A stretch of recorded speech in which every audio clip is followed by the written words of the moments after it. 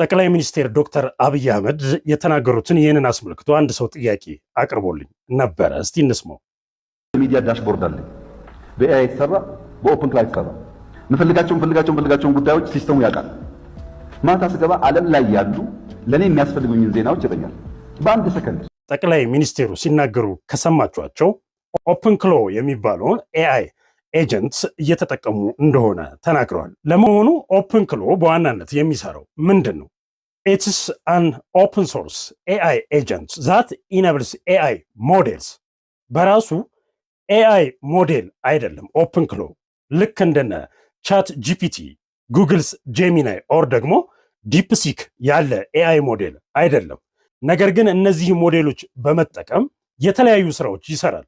ዌብ ብራውዝ ያደርግላችኋል፣ እንዲሁም ደግሞ ኮድ ይጽፍላችኋል። ከዛም ባለፈ ደግሞ ወርክ ፍሎስ ፐርፎርም ያደርግላችኋል። የተለያዩ በቢሮ ውስጥ በፕሮጀክት ላይ የሚሰሩ ስራዎችን እንደረዳት ሆኖ ክትትል ያደርግላችኋል። ምናልባት ጠቅላይ ሚኒስትሩ የተጠቀሙት እዚህ ላይ ሊሆን ይችላል ብዬ ገምታለሁኝ።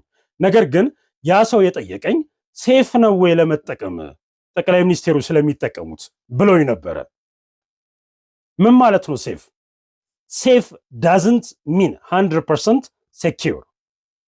ሴፍ ሲባል 100% ከመቶም በታች 1% ሴፍ መሆን የማይችል ከሆነ ብሪች ሊደረግ ይችላል። የእናንተም ኮምፒውተር ይሁን ሞባይል ይሁን ተመሳሳይ የምትጠቀሙት ኤሌክትሮኒክ ዲቫይስስ። ስለዚህ ያ ሰው የጠየቀኝ ሴፍ አይደለም። እርግጥ ብዙ ሰዎች እናንተ የምትሰሩትን ስራ የራሳችሁ ሃርድዌር ላይ ኤክስተርናል የሆነ ሰርቨር ሳይጠቀም የራሳችሁ ሃርድዌር ላይ ስለሚጠቀም ሴፍ የሆነ ይመስላችኋል። ሴፍ ብሎ ነገር የለም። ሲጀመር ይሄ ኤአይ ኤጀንት የተጀመረው አውስትራሊያ ውስጥ ነው። ያ አውስትራሊያ ውስጥ የጀመረው ሰው ኦፕን ሶርስ አደረገው። አሁን በአንድ ካምፓኒ የሚመራ ሲሆን በተለያዩ ሰዎች እየተሰራበት ያለ ኦፕን ሶርስ የሆነ ኤአይ ኤጀንት ነው። ናት ኤአይ ሞዴል።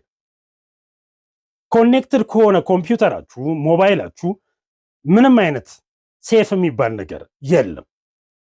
ስለዚህ ሴፍ ነው ብትጠቀሙት ምንም ችግር የለም የሚባል ነገር የለም። ራሱ ኦፕን ክሎ የጻፈው ዶክመንቴሽን ላይ ብታነቡ የሚለው ምንድን ነው?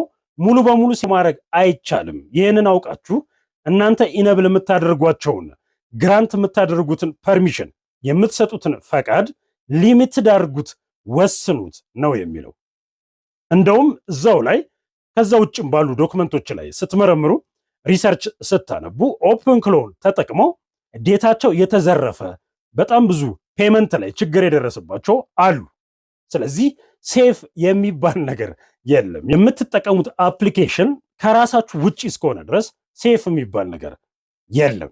በጣም እጅግ በጣም የተሻለ ሴፍ የሚባለው የራሳችንን ኤአይ ሞዴል የምንሰራ ወይም ደግሞ ከሰራን ብቻ ነው።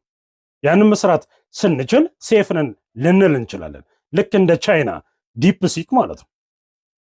ስለዚህ ያ ሰው ለጠየቀኝ ጥያቄ ሴፍ አይደለም።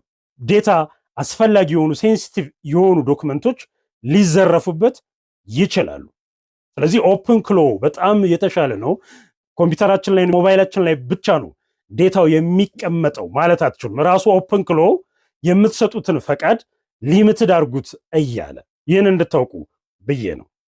ለማንም ሳያደላ ባያዝድ ሳይሆን የተዛባ መረጃን ሳይሆን ትክክለኛና እውነትን የሚያቀርበውን ይህንን ቻናል ፎሎ እንድትሉ፣ ላይክ እንድትሉ፣ ሼር እንድታደርጉ አበረታታለሁ።